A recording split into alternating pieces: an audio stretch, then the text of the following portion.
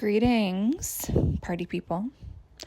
Welcome to the Secrets of a Witch podcast with yours truly, Sabrina Scott. Thank you so much for tuning in. I really appreciate it, whether this is your first time listening to the podcast or your 1 millionth time listening to the podcast. I just really appreciate you being here. So thank you. And if you enjoy, please leave a happy review with 5 stars, obviously. So thank you.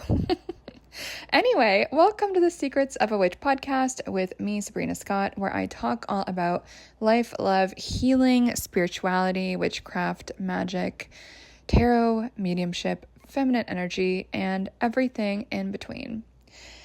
And I can't believe it has already been more than 100 episodes on this podcast that I kind of impulsively started in February. It's kind of wild to look back and just reflect on how this is kind of catapulted in a really interesting way. So for everyone who is spending their time listening to this, just thank you from the bottom of my heart and my brain and my soul. I just appreciate you.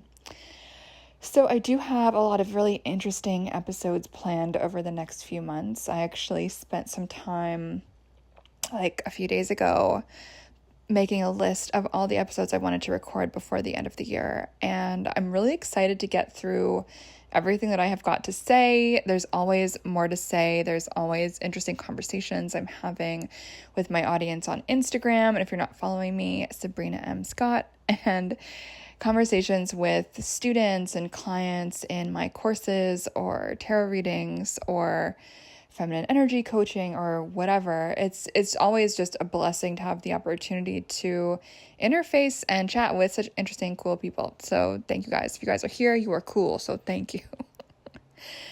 Anywho, so for today's episode, I'm just going to riff on a topic that I've been thinking about over the past few years, to be honest. And it's the importance of reading heretical books, or the importance of reading books, not Instagram memes, not TikToks, not whatever, books, like actual books that are like multiple hundreds of pages with citations and references and all of that. Books. I believe in the power of the book. The importance of reading books that, even if they're not necessarily banned books, they might be books that people want to ban, or that certain people think that you're going to explode if you read that book, or if you read that book, you're automatically a bad person, or you're automatically evil, or whatever, fill in the blank, right? And so I've been slowly posting about these books I've been reading, mostly in my stories, though, as you guys probably know, like I've kind of been sharing a little bit about my readings over the past few years, as I become a little bit disillusioned with the far left. I would say since 2020 is probably when it really kind of started to hit me in a big way. And so whatever your political leanings are as you listen to this, like that's totally cool. I've got friends from the whole entire political spectrum. I myself have voted the entire political spectrum, so I get it. Like it's all good. But one of the things I've been reflecting on lately is how closed-minded some aspects of some communities I used to participate in, and actually a lot of the communities that I was in when I kind of started being a public human on the internet, how closed-minded some of these communities can be, which is so interesting. And I definitely bought into some of that at some points. Like I think I've always read stuff. Like I've never been afraid to read any particular book. Like I was always like, yeah, I'll read that even if I think I'm going to disagree with it. Like I've always been that person. But it's been so interesting to notice some of the conversations in some of these communities, particularly like far left communities and queer communities and social justice-y communities. It's so interesting to me that like there's some books that I posted where, you know, people would be like, oh my God, I can't believe you're reading that. Like you're evil for reading that, blah, blah, blah. Like I remember the first comment I got about that was back a few years ago when I was reading for my comprehensive exams for my PhD. I was reading a very old school, very classic, important book called The Origins of Totalitarianism by Hannah Arendt. And someone was like, you shouldn't be reading this, like, blah, blah, blah. She is anti-Semitic. And I don't think that's even true, to be honest with you. But it's interesting to me that we're in this era where being in proximity even to certain books, like deciding to read a certain book, it's like certain people will write you off or make assumptions about you or just think you're evil or whatever just because you dared to read a particular book. And I don't think that's the healthiest way to go about things. And it's so interesting because I think a lot of this criticism has come from people who have not even ever like read the books that I'm reading. It's fascinating. And so I've been reading a lot of diverse viewpoints around race and gender and a lot of these kind of sacred cows, to mix metaphors in probably a bit of a confusing way. These sacred cows of the far left, where it's like, you can't say this about this, you can't say that about that. Like, there's this idea on the far left that, like, all Black people have one opinion about race. There's, certain ideas about gender that are kind of, like, parroted again and again and again.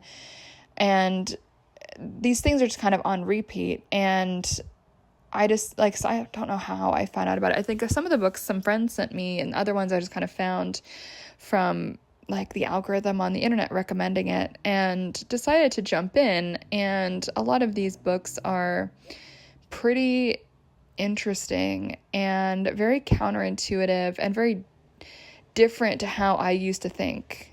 And so it's been really cool to kind of expand my brain and not be afraid of like becoming contaminated by these books. And I do think that in certain communities, certain political groups, certain whatever, fill in the blank, certain groups, certain tribes, I think we've seen a lot of discussion about the rise of tribalism over like politically and spiritually and whatever culturally over the past bunch of years, where we've got these little groups of people kind of warring against each other and having power struggles and just really not seeing things the same way.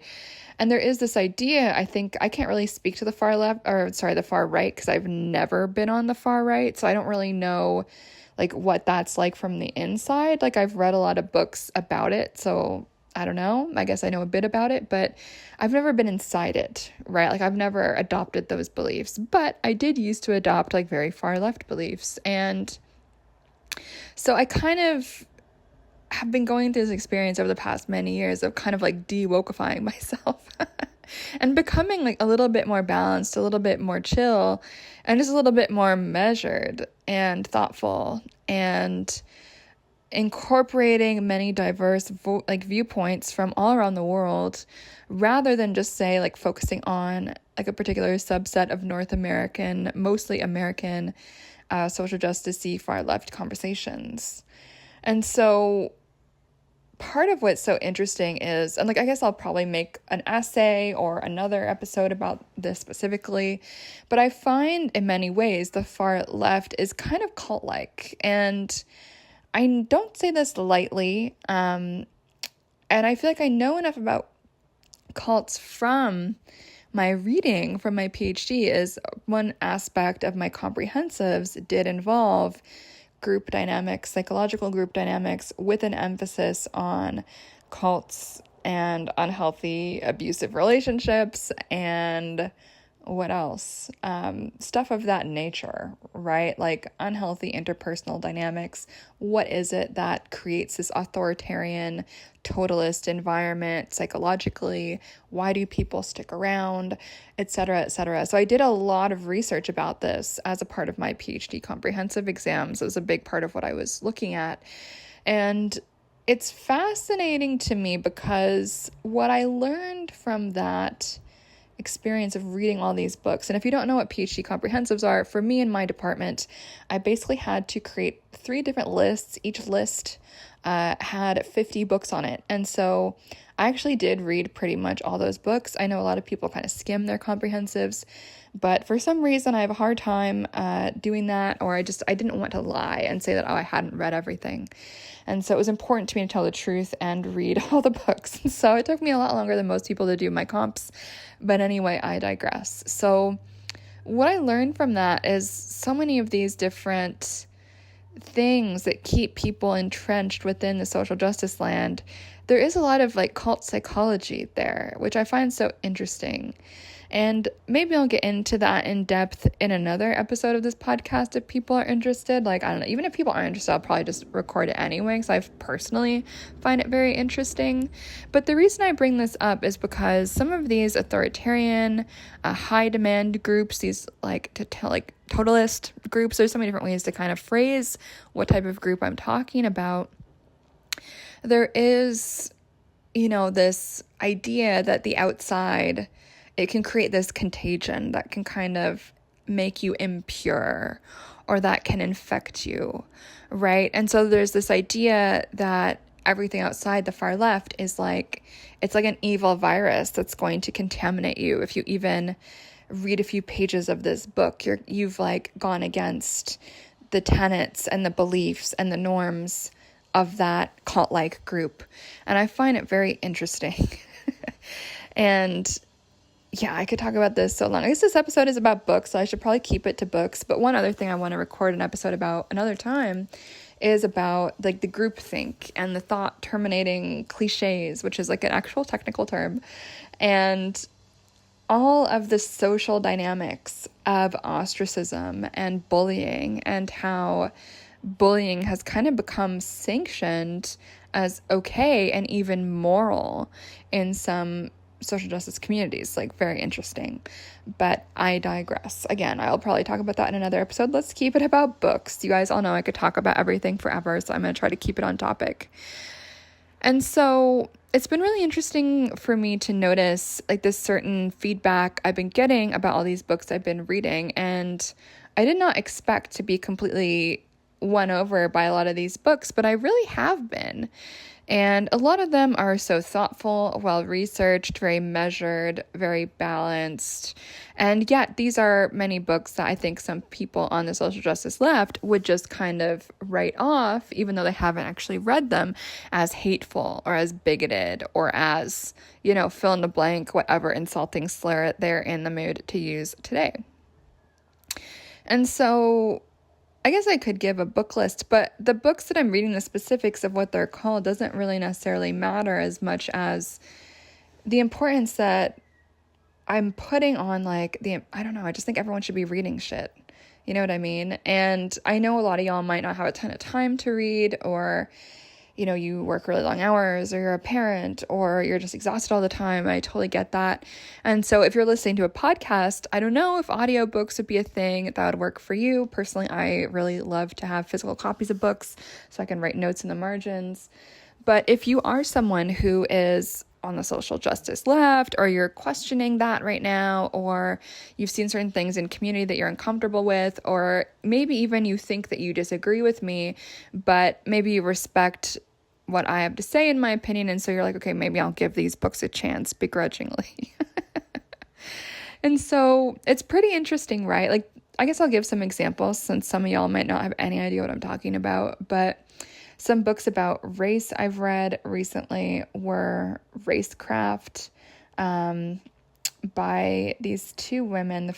Their last name is Fields. One of them is called Barbara Fields. I can't remember the other one's first name, which was very, very interesting. I don't fully love the metaphor in that book, because obviously racecraft, witchcraft, like that's kind of what they're getting at.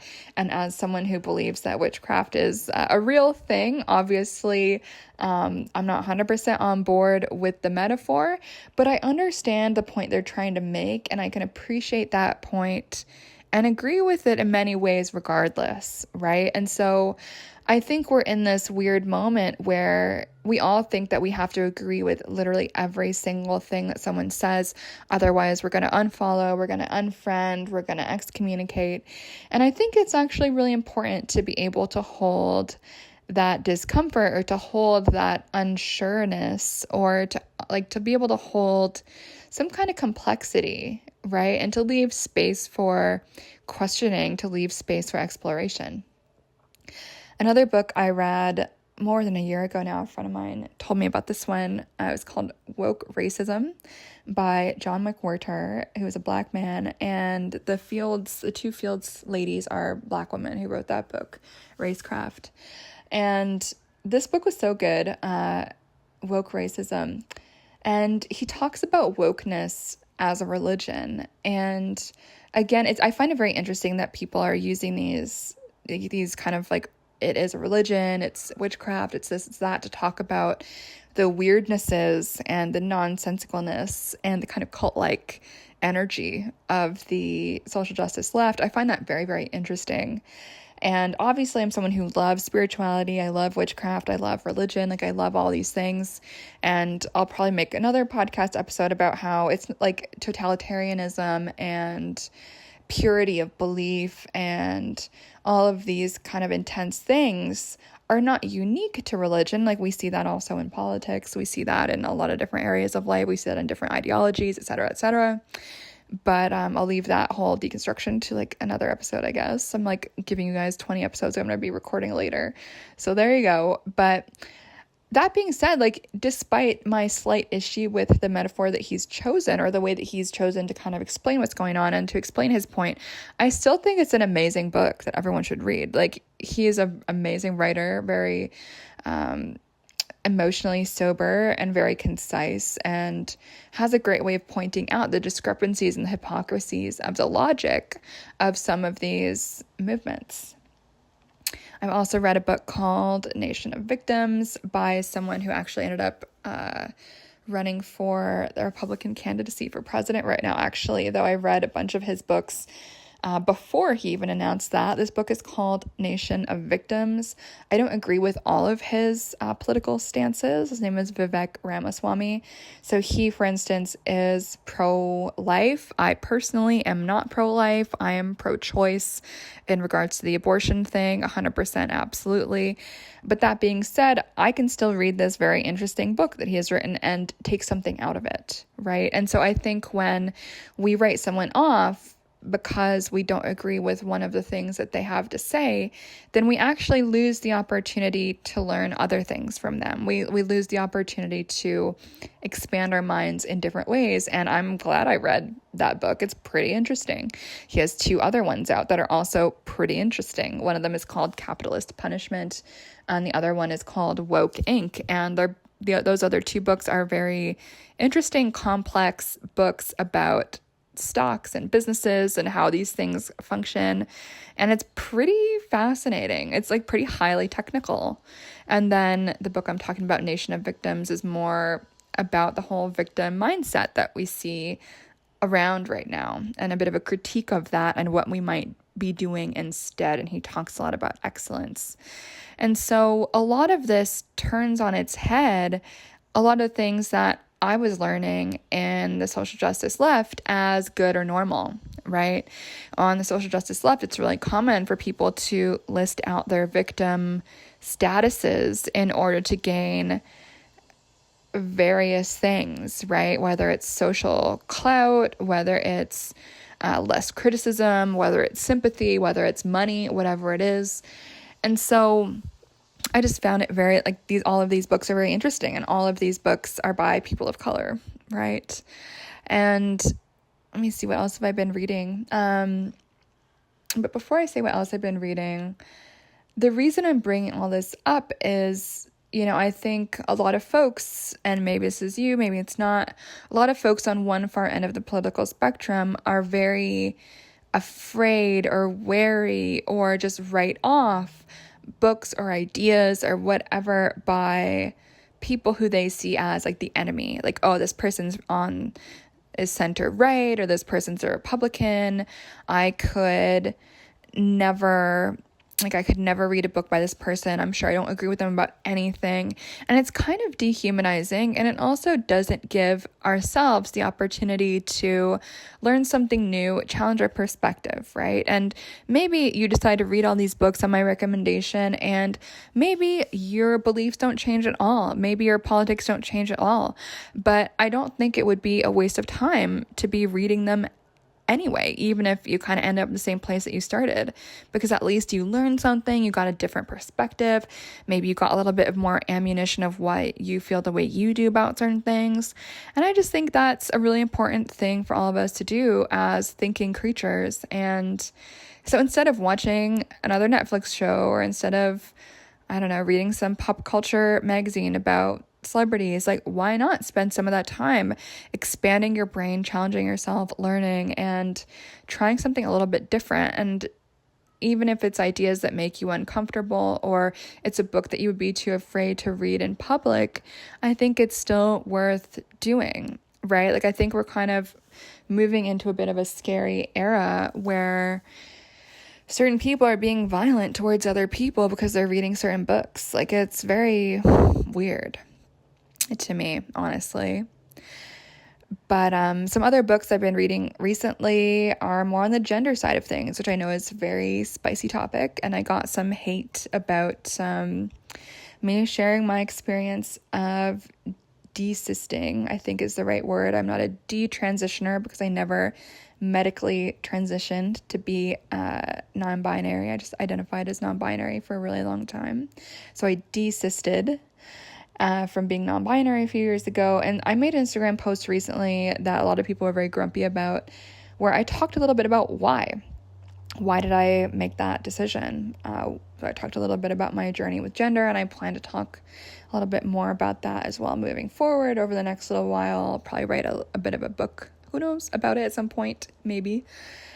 And some people got very grumpy, but I was using my experience as a way to talk about some of the issues happening right now, which I won't get into in this episode because it's kind of too big of a topic. But in addition to my own experiences and my own conversations with some old school trans folks, I've been reading some books that are critical of the current gender activism. And these books are not anti-trans people at all. And the authors very clearly state that they're 100% like supportive of trans adults to do whatever the hell they want. And like, that's great. But there's some books that are talking about, okay, like, let's open this topic up a little bit and show a few different sides of this Rubik's Cube, because it's not a coin. There's more than two sides. There's a lot of different sides. And so one of those books is called Trans by Helen Joyce, which is honestly very good. And then the other one is called Irreparable Damage by Abigail Schreier. And I had some people very mad at me that I read these books and I recommended them. But honestly, I found them very emotionally sober, very well-researched, not hateful at all towards anybody, just wanting to talk about another side of this issue, which is going to be some kids getting fast-tracked through medical interventions, like young kids. And there's actually some lawsuits right now around a medical malpractice for the doctors that have facilitated teenagers to transition medically. And so I think these are all just very important aspects of the conversation around this issue. Like, why is that a less common thing to hear about in the community? I don't think it should be. Like, I think it's important to hear these voices of people who have detransitioned, or to hear the voices of these little teenagers who maybe thought one thing at one point and thought another thing a few years later and regretted the medical interventions that happened. I think these stories are really important. And so whether it's race or gender or anything else I'm talking about today, and I think identity is the most spicy topic right now for some reason, at least in North American culture. It's really, really spicy. Identity is a bit, hectic at the moment politically. We're seeing a lot of different factions and different intensities, a little bit at war with each other. And I just think it's not black and white. I think it's not, so simple as you have to be pro everything the far left trans activists say, or else you're a bigot. Like, I don't think that that's the reality of the situation, right? And so I do think it's important to slow down and to be a little bit more measured, a little bit more reasoned, a little bit more aware of all of the different perspectives about this. Again, whether it's around race or gender or something else entirely. And I think that diversity of thought is something that I wish there was some more space for. And I feel like there used to be more space for it. So I don't exactly know what happened or why or whatever, but I don't remember queer and trans community being like this, like at all. I don't remember things being so intense around like all Black people think this, all people of color think that. And it's like very essentializing and very homogenizing of very diverse groups of people. So, and it's spicy though, right now, because it's like if you don't have certain viewpoints, then certain people are going to basically think you're a demon incarnated. And so it's really unfortunate that a lot of the conversation is getting shut down. And at least in the comfort of your own home, I would really recommend challenging yourself to read some books that you might find heretical. Just to do it, just to see how you feel, to see if you learn something new. And maybe you won't, but at least then you'll have gone through that intellectual exercise to try something, to see what happens. And maybe your own ideas and your own beliefs will stand strong in the light of what you're reading, and maybe they won't. And neither way is better or worse, right? There's not a hierarchy of these things necessarily. I think the process is part of the magic, and always making time to think and question and be challenged, and to hear these voices that for some reason are being pushed out of the conversation right now, even though they do tend to be a little bit more measured and more aware of all of the different sides of a particular issue. So anyway, all that to say, read more books. I know a lot of you guys probably love to read fiction, and that's totally fair, but challenge yourself to read some nonfiction if you don't already. Personally, that's my favorite category of book, nonfictions. I love learning, and I just think there's something really beautiful about sitting over an extended period of time with one person's extended argument as they're building and building and building over the course of a few hundred pages. And so if that is something that you can stomach, I would really recommend it. It's going to give you more spicy, fun, interesting things in your brain to think through, and you never know, you might learn something. But the reason I'm talking about this is to just encourage anyone who's listening, if you are feeling some rigidity or defensiveness, or I don't know, maybe you feel betrayed by some of the things I'm saying right now, whatever it is you happen to feel, like just examine that, as I do think it's very interesting, like all of our reactions, whether it's betrayal, whether it's fear, whether it's, you feel like I've said something blasphemous and offensive. I think all of these things are going to tell you a lot about yourself, probably more than it would say much about me or where I'm at. And so I think in this way, we can all kind of help each other learn and reflect and grow and all that stuff. So thank you so much for listening to today's episode of the Secrets of a Witch podcast with me, Sabrina Scott. I hope you enjoyed my musings today. And if you do enjoy the podcast, please leave a review, 5 stars only, obviously, and share with a friend or two if you think they would enjoy it. You can also follow me on Instagram, Sabrina M. Scott.